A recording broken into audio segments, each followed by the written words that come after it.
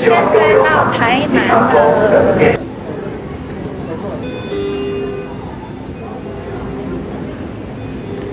哇，到台南了！台南出太阳了。它这是中山路，那我们是这一条。到达民宿了。假日的民宿啊，都超级贵的。那在网络上啊，我是在 Booking 订了一间民宿，它是里面所有的房型评分跟性价比是最高的。这一次呢，就是住得非常非常的舒服，都很想要把这个床给搬回家，而且它这边不会潮湿，然后有书架。觉得为什么订这间房间呢？噔噔，就是有这个胶囊咖啡机，就是因为这个让我决定要订这一间。除了评分之外，那这个就是加分项目。然后因为是住2个晚上嘛，它总共附了4颗的胶囊咖啡哦。这边算是一个小厨房、小吧台的概念，它上面有酒杯啊，你可以喝红酒啊，然后冰箱有附了2瓶奶茶，已经快要开箱完毕咯。然后非常好奇哦，对面还在盖新的房子，我在猜应该是要做民宿。那这条巷子非常的安静哦，其实都是民宿区，所以晚上睡得超级无敌好。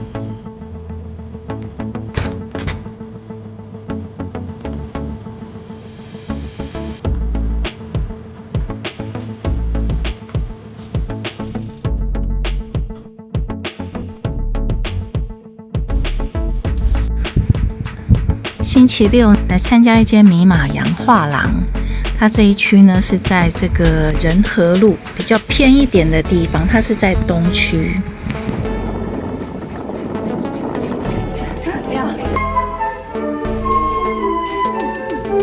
今天呢凑巧是画展的第一天，就是有一个开幕仪式，他们请到了这个美乐蒂的长笛乐团。哇，真的是非常的有水准。那他们据说是从嘉义开了4辆车上来，那够庞大的，真的非常非常的，就是让我真的开了眼界。因为通常如果台北有人表演啊，可能就是1个、2个、3个这样子，他是整个乐团都带来了，所以真的是非常非常热闹。那这一次的这个画展呢，是以信邦的个展。他的作品就是属于色域抽象，然后也是有偏这种极简抽象的表现。那前面呢，他也是邀请到了这个萧琼瑞老师，还有资深的艺术家来致辞。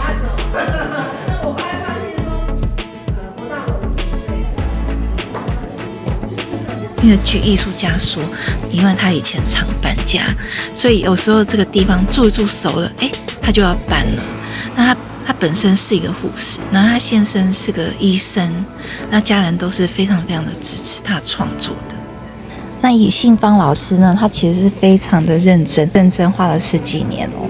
那他已经在台南的美术馆已经办过展览了，那真的是非常的优秀。然后他的家人也跟他讲说，那你已经圆梦啦，那你是不是就可以停笔了呢？他说我会继续画下去的。因为呢，艺术就是他的梦想，所以有时候你会在他的画作里面呢，你就会看到一支小小的铅笔，因为他也是想要提醒自己，不要忘记自己的梦想。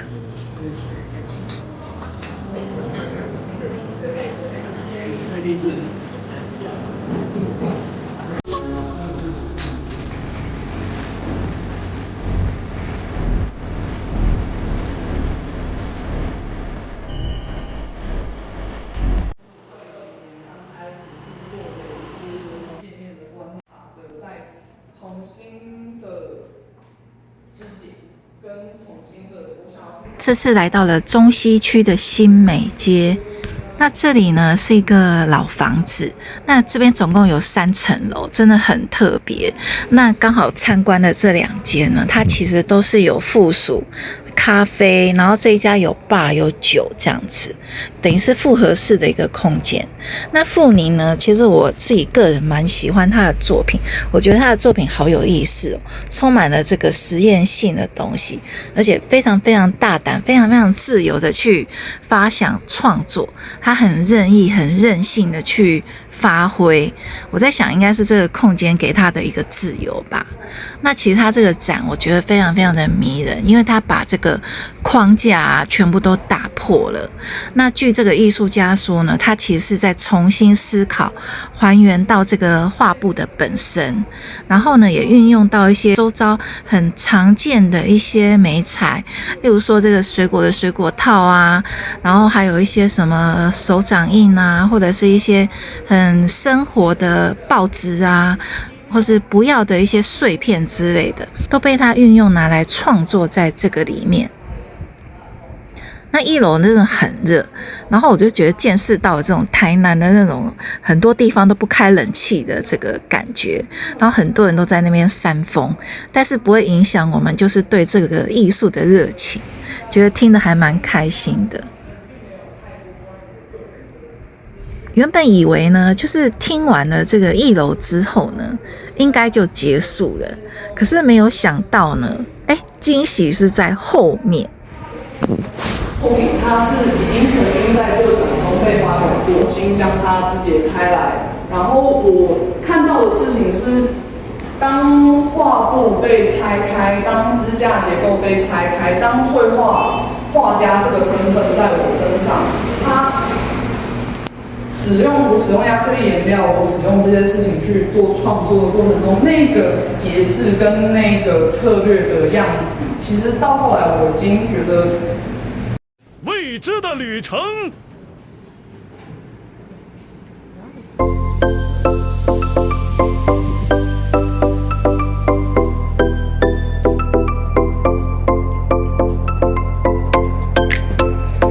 原来老房子的魅力就是这样子，你只要继续往后走，就会发现新天地。那后面呢，就有一个小庭园，哇，就激起我的幻想了。我最喜欢这种小院子了。然后呢，又继续的带我们往上走。那楼上呢，就是这个楼梯非常的小，然后这个神秘的空间又出现了。那上面呢，也是布置的这个布展的方式也是非常的活泼，然后艺术家用了非常多的荧光色。那这一次呢，这个上面是比较延续它上一次的展览这样子，然后还有很多后面实验的东西。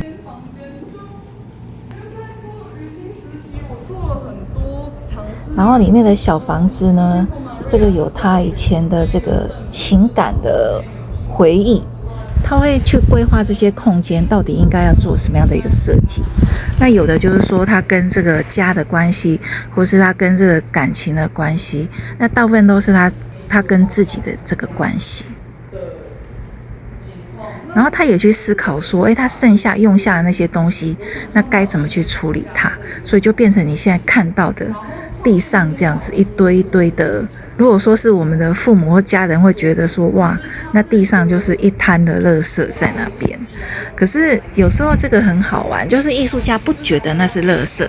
有时候你看到例如说路边的一堆废弃物啊，你就会想说，我这一堆我应该到底要来做什么，有什么用途，或者是我要重新赋予它一个生命力。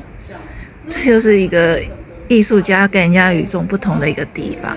那我们看起来这个可能就是垃圾，可是呢，当你赋予它价值的时候呢，那在这个展场里面的感觉跟重量度又不一样。然后它连背后也能创作，它真的是太有趣了。其实这种有一点像是在空间探险，有点像是在打开潘朵拉的盒子，有一种神秘的东西可能会跑出来这样子。那可能会就是吓你一下，或者是咬你一下，或者是让你惊叹一下。所以我觉得这艺术家真的是很有想法他非常非常的活跃这样子。不过我觉得就是能够找到这样子的一个空间，然后你很自由这样子去创作，真的也是一个非常非常幸福的事情。因为一般的画廊比较不能够这样让你这样子乱搞。好，应该很多人了解我的意思，就是你要中规中矩啊，然后你墙壁就是要挂好这样子，那你墙壁也不要都乱涂这样子。但是我觉得这样的空间真的是蛮有趣的，很自由。准备回去结束这2个画廊的艺术散策啦，其实是真的还蛮有收获的，就觉得说哇，没有想到台南还藏着很多的小空间呢，要等着我去发现。那未来可能有台中啊，或是其他的地方。那这边是经过了文学馆，也是好漂亮，这边的房子真的是好迷人哦。当然我也走了台南的美术馆，那等待下一期我再分享给大家。夕阳好美啊！好，我们下一次见哦。你最喜欢哪一个展览呢？我们下次见，拜拜。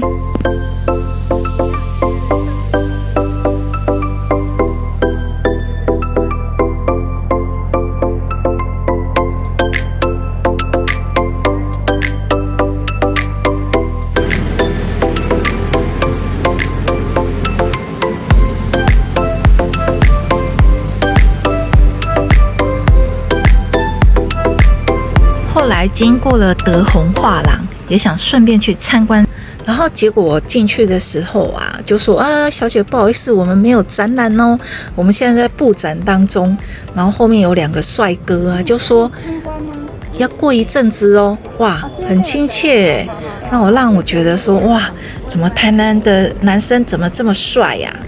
哇，又亲切又帅又可爱呢。哇，台南人真的太斯文了，所以我就觉得对台南的印象真的超级好的，有趣的地方跟美食也是超级多的。我们下次见哦，拜拜。